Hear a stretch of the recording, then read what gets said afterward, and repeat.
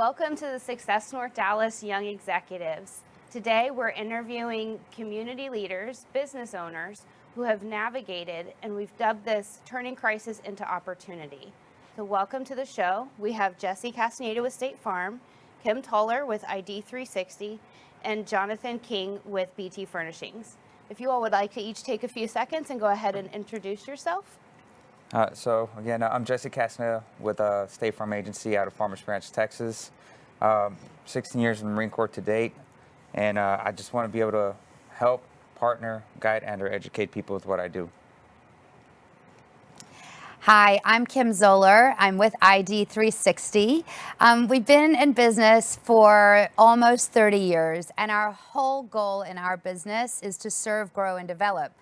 So when people say, what do? We are really a full-service corporate training company. And to go more into that with the serve, grow, and develop, it's are we serving ourselves and serving others? Are we growing ourselves and growing others? And are we developing ourselves, our whole selves, and whether we are a leader or we're on a team, are we developing others? And so that's really what our focus is, Grace. And our goal is to give people the tools and the skills so that they know how to serve, grow, and develop themselves and others.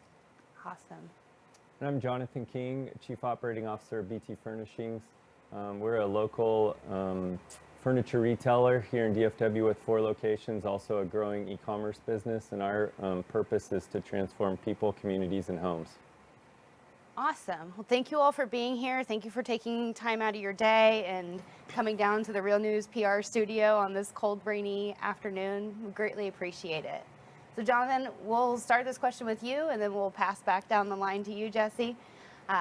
What do you feel like, how's the current pandemic and state of affairs affected your business, kind of from a beginning, the initial 30, 60 days to, the middle through the summer to your current state of affairs? Okay. The pandemic hit really what's during our peak season, which is February, March timeframe. So that's typically the busiest time of the year when tax returns are coming in. And so that hit right in the middle, and we staff up for that. And so there were so many unknowns, and so any of our temporary workforce we brought in during that time, we actually let some of those go initially. And then as we got into April and people were home more, it became obvious that they were going to be, they were spending money on furniture. And so we started seeing a huge increase in volume, and we weren't sure what that was going to look like, but it continued, and so we really just had to overcome that big surge in volume that came our way, and it has continued year to date. So we had goals for the year to grow 10%, and right now we're up over 20%. We started the pandemic with around 75 team members, and we're over 90 right now. So we've continued to grow, used it as an opportunity to invest.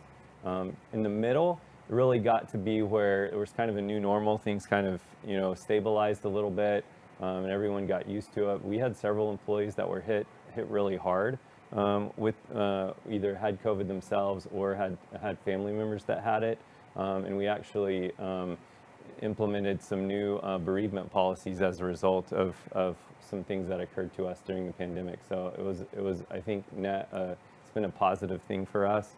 And we've really leaned on our core values to guide us and tell us, how are we gonna get through this, and as we make decisions. And then the last 30 to 60 days, it's really just focus on our 1-year goal and the plans that we have, and to continue to execute those and close the year strong. That's awesome. And as someone who runs a chamber, I always appreciate companies who go the extra mile to really care for their employees, in an uncertain time like this, and to give them reassurance and to help ensure their needs are met. Yeah. A lot of respect for that, so thank you. Yeah, thanks. Kim, how's it changed and affected your business? Yeah, well, it's, our business, so much of our business it has been live and doing events. And what's so crazy is that in January and February, I emceed meetings with 1,000 to 5,000 people. And so to go from that to basically none of that was a huge shift. Yeah. And we were so lucky because our clients who we had long-term leadership programs with, they were like, fine, let's restructure, let's take it online. So we immediately shifted and said, okay, how do we deliver this? What do we do? What do the chunks look like?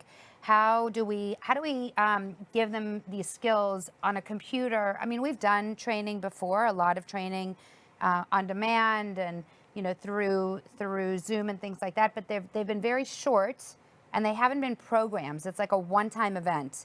So this this totally shifted. The exciting thing for us, I think, is that I had just gotten back with a colleague and one of my partners who I write with from Business Mastery, which is a huge Tony Robbins event. So one thing that Tony always says is that winter is coming. Winter is coming, winter is coming, winter is coming. So what does that mean? It means that get ready for anything. So I literally got back and I swear COVID hit and I was like, winter is here. What do we do? How do we shift? So we immediately, again, looked at our programs. How do we structure them? What do they look like? How are people going to learn? How do we get people interacting with us?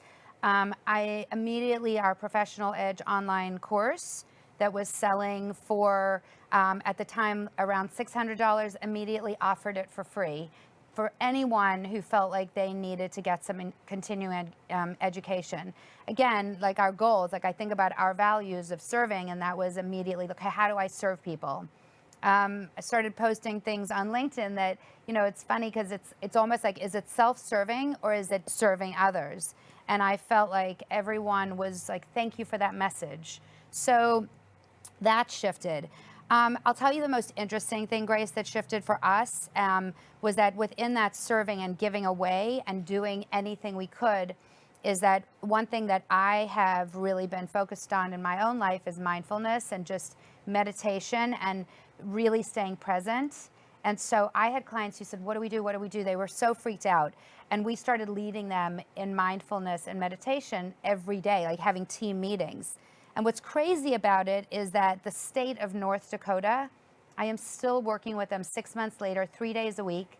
We have anywhere from 50 to over 100 people, 3 days a week for 30 minutes doing mindfulness and meditation. Wow. So it's been like, what's the shift? So our immediate was, what do we do? Winter is here.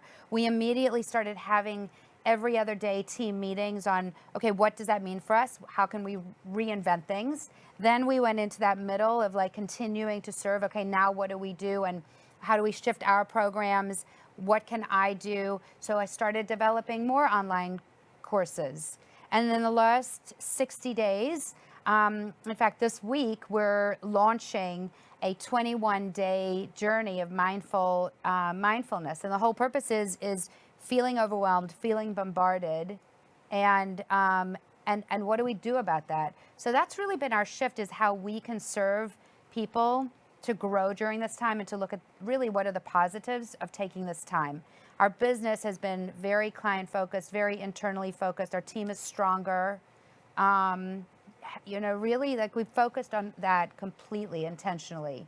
Good. So it's been an interesting time for us. Good. Yeah. I've attended numerous Tony Robbins programs myself, and I could definitely say that, that kind of training, it does help shape you for when, something like this hits. And, thank you for, being selfless and serving and giving, to your community, to your business leaders, because I think, there's probably not a way to express the gratitude on their behalf for giving them tools and practical resources and a place to go when it does feel like the world is crazy and overwhelming. And when I speak to a lot of executives and business owners, it's like there was this obviously dramatic shift in unemployment. Yeah. And simultaneously, those who were working had more on their plate than they'd ever had before. 100%. And overwhelmed was a very real, feeling. But I feel like it's not just a feeling; it was at that point a fact.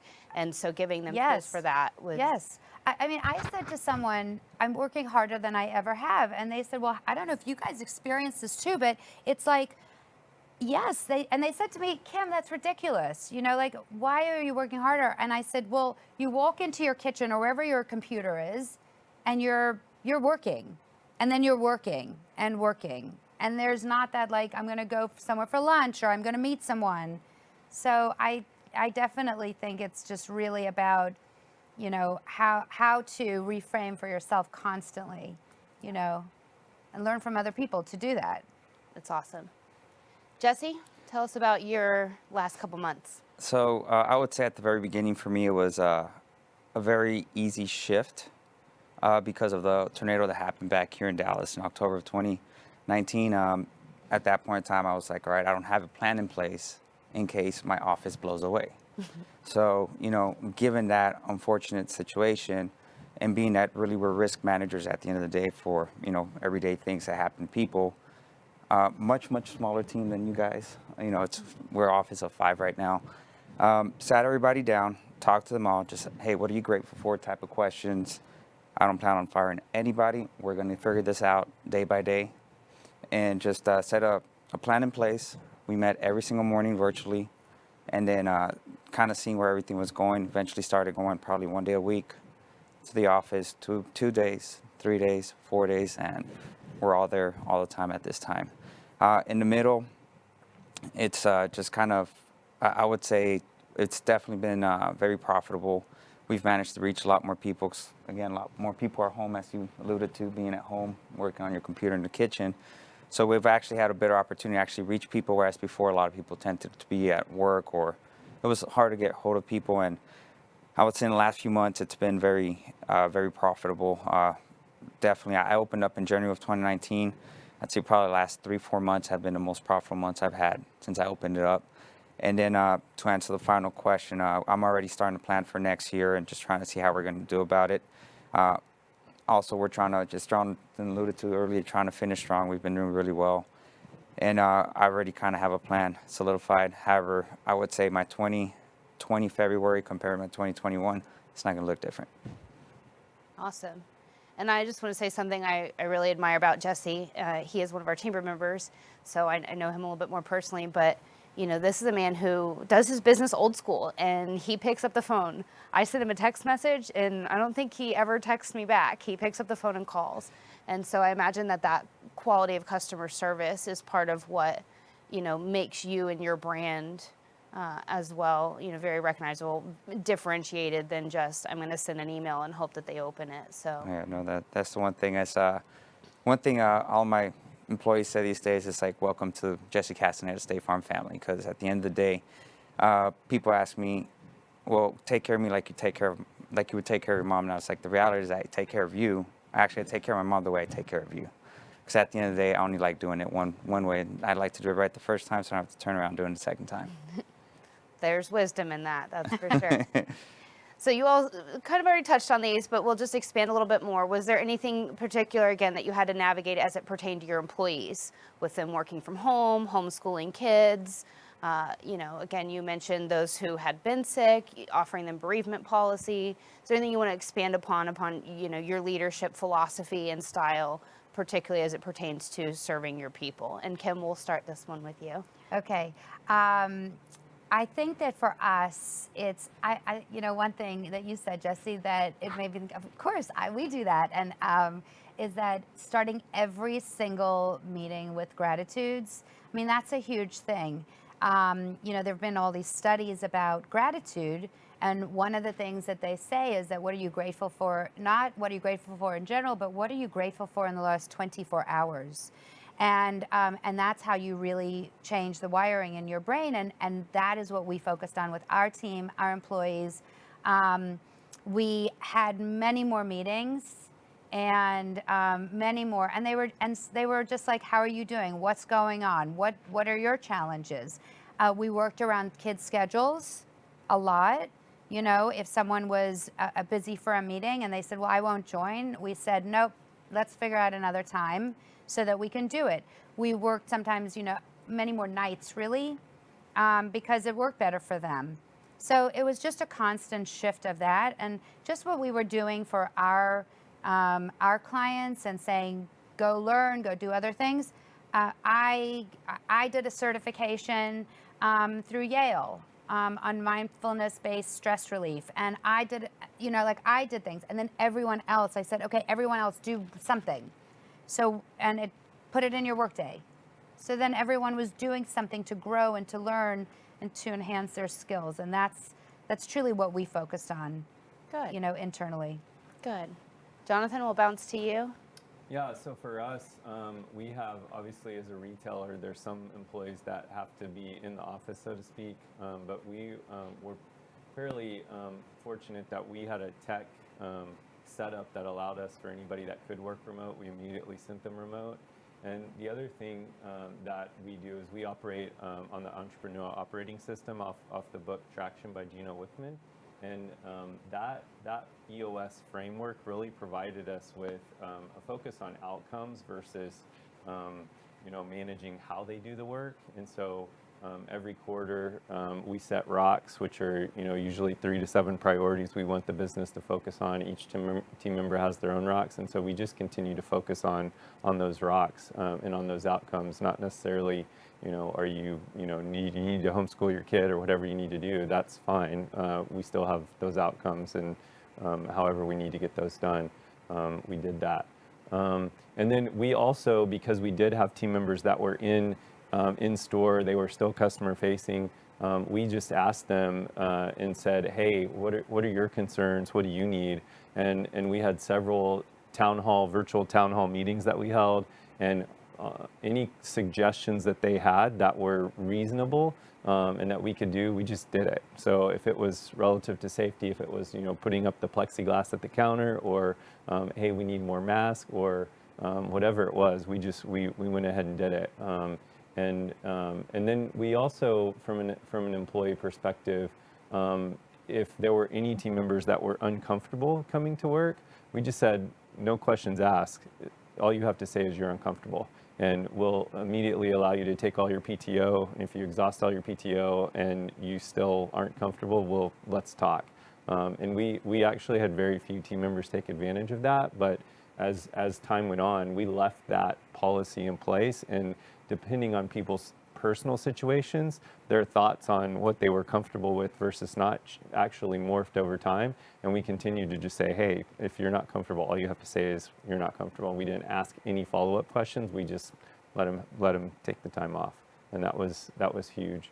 And then from a pay perspective, as we got into April and May and had our biggest months in company history, and our team members really stepped up. We paid appreciation bonuses to our team members for that work and that effort, and just appreciation that they were willing to do something probably that was a little uncomfortable for them and for their families, but they stepped up and they did it. That sounds awesome. Will you share the name of the book again? Traction, which is a book by Gino Wickman. Wickman. Entrepreneurial Operating System. Awesome. And I just want to comment, I mean, that's sometimes what I've heard, through speaking with different businesses. Some of them didn't know how to work remotely, and they clamped down on control. And sometimes that, causes an inverse reaction in the employees. And so, I mean, kudos to you for saying, hey, let's figure out a way to make this through. And sometimes just knowing that they have freedom and that they feel safe, it goes a long way when you appreciate your employees for your overall morale of the company. And that's a huge part of branding nowadays, is what does the company do for their employees, and that matters, right, just as much as what you do for your customers. Yep. And our first core value is passion for people. So as we navigated through this, we consistently asked ourselves as we were making decisions, are we living by that core value? And so there were some times when we started to go down a path and we said, wait, that doesn't align. And so we kept pointing back to that core value, and that at the end of the day, if we truly have passion for people, we're going to make the right decisions. That's wonderful. Thank you. And Jesse, I know many of your employees are family members as well, so I'm Yes. sure that made it a more interesting situation. It did. So for me, as soon as this happened, I said, we'll take it one day at a time. I would constantly ask them, how's it going? Checking on their mental health, seeing how they were doing at home, because I know being cooped up, that's when trouble starts to happen. Eventually I started noticing that, they were struggling because all they all had was the one laptop. I started getting them monitors. I started getting them desks. I started getting them chairs. So just making sure that they were comfortable to be able to do what they need to do while they were home as well. So that was always the biggest one. We always had that morning meeting and the afternoon meeting. How did the day go? What should we set as expectations? And kind of like you said, having to clamp down and control. For me, it was more of, all right, let me kick back. Let me tell them this is what I need completed. Have them tell me how they're going to get it done, and then hold them accountable to it. And surprisingly enough, I feel that by doing that, as you know, you've already alluded to that, I'm a chamber member. I've been to just about every single event. I never have to worry about, are they going to do their job? Are they not going to do it? Are they going to get this done? It's just more of I show up, everything's being taken care of. I come in, I help where I need to, and just move forward from there. And then just the only one, I had one that had a son's middle school right now. It's a little difficult, having a teenager, sometimes having to work, sometimes having to practice band. So it doesn't work out too well, but overall, we managed to get pushed through it, and every time we had any hiccups or something like that, we sit down, talk about it, and make sure that we've worked out a plan that best worked for the both of us. Awesome. Thank you all. All right, let's talk about profitability and costs that have been associated with this. And just, were there any times that you were like, oh no, I'm not sure if I'm going to make it? I mean, Jonathan, you've mentioned that, you guys were going into your peak season, but it sounds like you still turned out profitable. Same with you, Jesse, Kim. But what was that? I feel like, sometimes there's the behind the scenes roller coaster that we go through as leaders. So let's expose that a little bit, and how you processed through that and navigated, ensuring that your business is still profitable, and that, there are extra costs and expenses associated, but how you navigated that. So Jesse, we'll go ahead and start that one with you. For me, I know for sure it'd be different than Jonathan's. For me, most of that stuff didn't impact me too much, simply because, again, we do a lot of customer-facing stuff. Not having to be in the office, being able to work virtually, it just kind of shifted from where we're at to working remotely. So it wasn't too much of a concern. And plus, I like to think that I thrive in chaos. I like to say, having organized, met Jonathan a little bit earlier, being Navy, nothing ever goes as planned. So they say plan B, plan C, however, just nothing goes in plan. And sometimes you just kind of hit it from the cuff, right? So fortunately for me, overhead, everything, just nothing absolutely changed. And profitability, like I mentioned earlier, it's been great. We've been managed to get a whole lot more people, actually educating them a little bit more, or informing them better with what the products that we have to offer and how they actually work. And a lot of people actually end up upgrading a lot of the policies that they have in place. Good. Kim, how about you in the profitability cost roller coaster? Well, so for us, it's interesting, as I mentioned, to go from these big events, which are very profitable for us, to go to no events. That was a shift. The other thing that I had said that was that so many of our clients that we were traveling to and doing these sessions, they were like, fine, we're doing them online. So nothing shifted there. So the only real shift for us has been the travel, going and traveling, and these big events. And otherwise, everything else has really remained the same for us as well, with doing these programs online. And events have a lot of expenses, so you probably actually got to cut some of that back in. Yeah, so I mean, our profitability has been, what's been interesting is that I really do feel this way. When we serve others, things always come back. I never felt this feeling of like, oh my gosh, what's going to happen? I just trusted that we did the right thing, and that it might slow down, initially, but it would come back up. And that's exactly what has happened. And now we're continuing to book more. Our online programs are selling so much more. We redid them. We had to think about, okay, well, what's going to be more meaningful for people, and so that it wouldn't affect our profitability. And I think that, as far as expenses that I didn't think of, Jesse, when you said this, it made me think of it. The desks.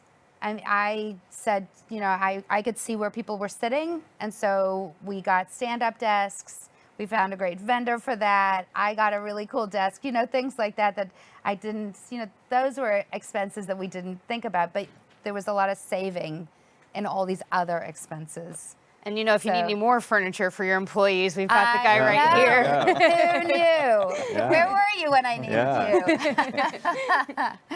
you? Go ahead, John. Yeah, so we're we were the beneficiary of that, obviously, the work from home environment. Early on, though, as we talked about a little bit earlier during peak, we staff up for that and we bring in extra resources so we can handle the delivery volume, handle that additional volume, and we've got a contingent of employees that are temporary, but they come back every year for that 6 to 8 week period to work with us. And so we were about 2 to 3 weeks into our, right in the middle of our peak season when it was obvious, everything shut down and then volume went almost away. So we were in a place where costs were obviously concerned. Labor is our biggest expense outside of real estate. And so that was an important decision to make. And so we went to all of them and said, hey, it looks like peak's gone, so we're gonna have to end it early. And we let them go. And then almost right away, maybe 2 weeks later, everybody started buying, things when they were sitting around their house, realizing they didn't like looking at their old stuff for so long. So we called them back and then actually added more. And so it was a very short time frame that we were concerned there, and then it became obvious that we had different problems on our hands. And now actually, and this is an industry-wide problem, inventory availability is beginning to be a real constraint because of supply chain issues from overseas, as well as anything you source domestically. There's a lot of labor shortages in the furniture manufacturing world. So it's a different set of problems that we certainly didn't think we were going to have mid-March. Awesome. So let's talk about some contrast. February 2020 versus February 2021, the next 6, even 12 months. What do you think are, potentially not just profitability or, monetary, but how does your business look different moving forward? John. Yeah, so for us, we actually use this time to invest heavily in our team. And so we've almost completely remade our leadership team this year. We hired a director of e-commerce. We've added what we call a people champion, and we've added a sales leader. And so we've really used it to invest in the team, and we have a pretty robust hiring process. So we know that we're getting the right people on the team. And right now that team, even though it hasn't been together long, is really meshing well and really firing on all cylinders. And I'm really excited to see what that's going to look like as we progress into next year. We've really used that kind of fortunate situation to get us in a position where we're going to be able to take off next year. Very good. And if you need any leadership training. I was thinking the same thing, Grace. Exactly. Yeah. Could we stop this and then we could just go talk? Trade. Exactly. Maybe Trade furniture for Oh my training. gosh. There's lunch outside. We'll have plenty of time afterwards. That's hilarious. So Kim, what does your next 6 to 12 months look like versus the previous 12? Yeah, it's so exciting. I mean, I really think, I don't know, you don't know when things are going to be live again. So, and when people, we're talking to our clients about 2021 programs that are all virtual still. So, I don't know when it's going to be that we're going to be face to face. So when I put that aside and just say, okay, that's on a shelf until it's not on a shelf. What are we doing in the next 6 months? What does the next year look like? It looks like, what can we develop that is going to truly, again, help people grow and develop themselves and others? So for us, it's definitely more of a shift of on-demand online courses, content that is bite-sized that people can just take immediately and then say, okay, I got this, now I can, move on. And then I can go back to it at any time. So that's what I'm really thinking about, is being anywhere in the world and being able to access information. That's a big thing. And then the other thing that we're doing is that through our mindfulness, what we realized that there were so many people who said, well, how do I turn this into what I'm doing at home? And so with 2 amazing childhood experts, we started this part of our company called Parenting Rewired, and it's all about how are we mindful parents? So I'm not really a part of it as far as the content goes, because it's not my expertise, but they are incredible, and that's really a shift. And I think that to be able to be better parents through this for so many people, my kids are grown, so it doesn't apply to me, but for so many people it really does. It's a huge challenge, it's a huge stressor, and so we're shifting more into that. I have as a well. $1 million question for you that I feel like a lot of people are asking. Okay. What is the trick to keeping people engaged online in a live meeting like a Zoom, and not just getting the photo, the hi, hello, and then the photo pop up and you don't really know if they're there or not there? Do you have a special ninja trick or tip that, really keeps people present, engaged, or is that something you also deal with and have to just... Well, okay, so I would say 99% I have it down, and 1% I get off and I'm like, that was the hardest thing I've ever done in my life. So, but the 99%, it's asking questions at the beginning. It's asking everyone, like, who's grateful for this? Getting people engaged, calling their names, making people put their names on, asking people to put their cameras on. During it, saying, wait, I have a question for you guys. And then saying the person's name first, and then asking them the question keeps everyone on their toes. So you just call them out. Oh yeah, I totally do. Fearless. Yeah, I totally do. I put, for me, it depends what you're doing. But if you've got something, like even if you're with your team, you're discussing something and you say, let's discuss this as a group, and they don't discuss it, you immediately say, I'm putting us into great breakout rooms for like 5 minutes, come up with your top 3, like what we need to do, and then let's discuss it as a group. So even if you put them into a breakout room for 5 minutes and it's just 2 in a breakout room, it's fine. Then they come back and they're like, well, this is what we discussed. So it really does people get engaged. Oh, I tried a new trick that I learned that's just very funny. You change background. So when you put them in the breakout room, when you come back, you're in a different place or a different background. And then people are like, what just happened? I know it sounds silly, but it's kind of like 1 minute I'm outside and then the next minute I'm in my office. And at first someone would text me afterwards and say, did you change like where you were? Like they couldn't figure it out, but what it's doing is it's keeping their brains engaged. So I know it's kind of silly, right? But it's really, really works, and it's a tip that I learned from someone else. So I tried it, and just again, people are wondering what's happening, and that's the key thing. That's awesome. Yeah. One of my members, who shall remain nameless, I don't want to throw him under the bus, but he's got a screenshot of himself, and it looks like he's looking at engaged on the computer. And the first, now I know when it's that one up, but sometimes you can just pop that up, and he's like, you really don't know. It's hilarious. Except that he doesn't blink then for 30 minutes. But there's people have found some ninja tricks around, Yeah. looking like they're engaged, and Yeah. so. I mean, I'll say to people if they don't put their screen on, hey, you want to put your screen on? I just kind of have fun with it. So what happens is maybe that time they don't get on, but the next time they do. And I'm like, I don't care if you're in your pajamas. Like, it doesn't, I mean, it's a joke, but at the same time, just make it okay for everyone.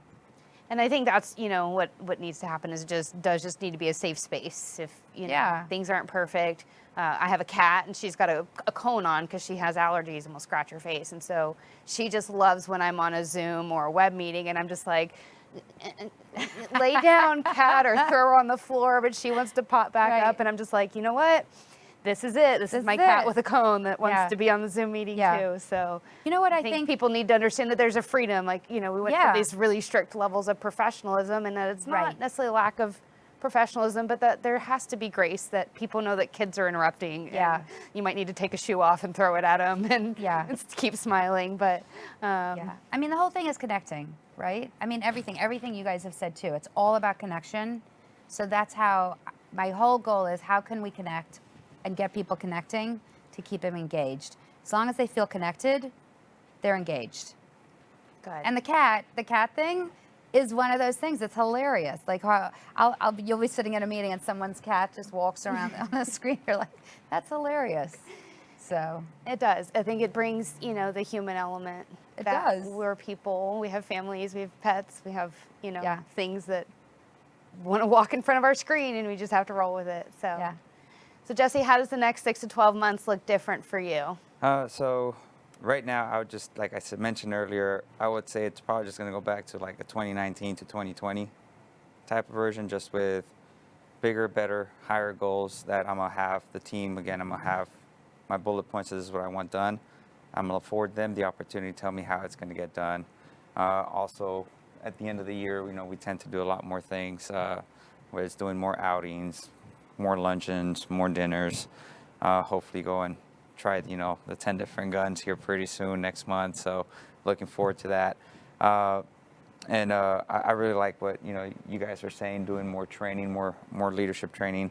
I feel like I kind of do that quite a bit, especially being Marine Corps background. It's almost like, you're on a track to doing something and you see a Marine doing something wrong. You're like, all right, talk to me. What are you doing? All right, why are you doing like this? All right, why not do it like this?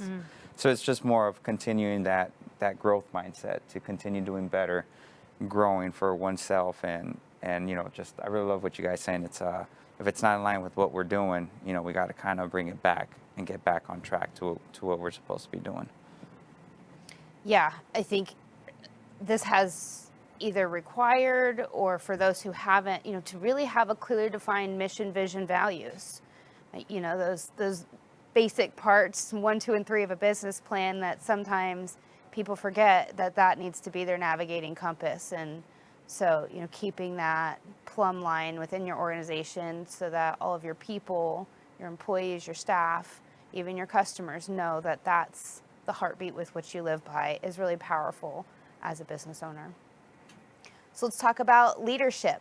What broad recommendations can you all give to other leaders? And Kim, I know you have probably a ton. So we'll peek to these two guys first, and then we'll kind of let you, close us out and bring that to a nice bouquet together. So Jonathan, we'll start with you again. Yeah, so I think, and you referenced this, but I think clearly defining your core values and knowing what those are, and really is a North Star and a guiding compass for where you're going. That's really important. And then I think having a framework for operating your business is also really important, and that you're focused on outcomes. It really provides clarity in terms of organizational alignment and just ensuring your team members know where to go and what's important, and don't always have to ask questions about everything because you've provided that level of clarity. And then I think the last thing is, as we've navigated through this, is really just focusing on what you can control. There's so many things that we can't control, and we often get bogged down and we worry about things that most of the time never even come to fruition. And so we like to say, don't solve for problems that haven't happened yet.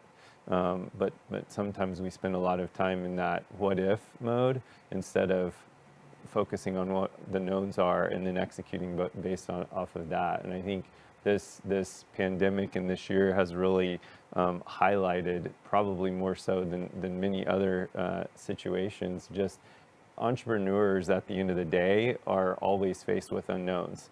Who's going to win the election next week? Who knows? And really, who cares? There's going to be some unknowns that come either way, and there's going to be things that we have to navigate as a result of that. And there's tornadoes that happen. They're going to happen. We don't know when they're going to happen. We don't know what they're going to look like. There's going to be something we're going to have to do to pivot, adjust, and be successful on the other side of that. So I think that's focusing on what you can control is the biggest piece. That I feel like is a very mature, leadership, mindset. Is it, again, I think with a lot of people working remotely and things like that, it was, how do we clamp down on control? But understanding what you can and can't control is really essential. And sometimes we do need to just take a step back, zoom out, and say, okay, here's how I can impact this. And like you said, having the North Star, right? Like the mission, vision, values, and then your key performance indicators. That way you really, can always have a pulse on what's going on and what needs to be adjusted. So good, thank you. Thanks. Jesse? For me, I would just say one of the biggest things, being a Marine Corps, biggest saying is improvise, adapt, and overcome.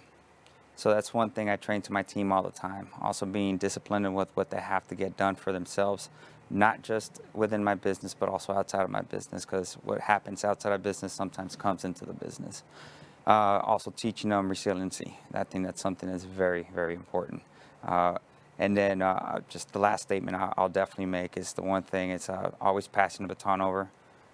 Again, I have the monthly goals, sales goals, and then I afford them, each one of them, even my team that's not the sales team, I afford them the opportunity to take the reins for the week and say, these are the goals we're going to complete this week. That way they are part of the process and part of the growth, even though they don't have to do with that actual growth itself. And the biggest thing I always ask for them, it's always progress, not perfection. Very good. Yeah, I think we can all agree that empowering others is really the best methodology for any of us to run a business. So it kind of piggybacks on the control thing, right? When you let go of control, you get to empower others. And oftentimes they'll surprise you Oh, yes. with things that you wouldn't have even thought of. Yeah. So awesome. Kim, what Sure. nuggets would you like to add to these two gentlemen? I know. Well, what they said was both of them, both Jonathan and Jesse. What they said really when I'm listening to it, it comes down to it being intentional. So I look at like our three, serve, grow, develop, and I say, how are you intentional? So everything that you two just said is taking the time to be intentional. And I would say this for a leadership group and a leader themselves is, what am I doing that's intentional? So one of the first things that I think is so important for people to do is to align what's happening inside who they are with how they are outside. And in order to do that, they have to really train themselves. So when you talk about the military, you're training. When we talk about leadership, it's training. When we talk about our minds, it's training.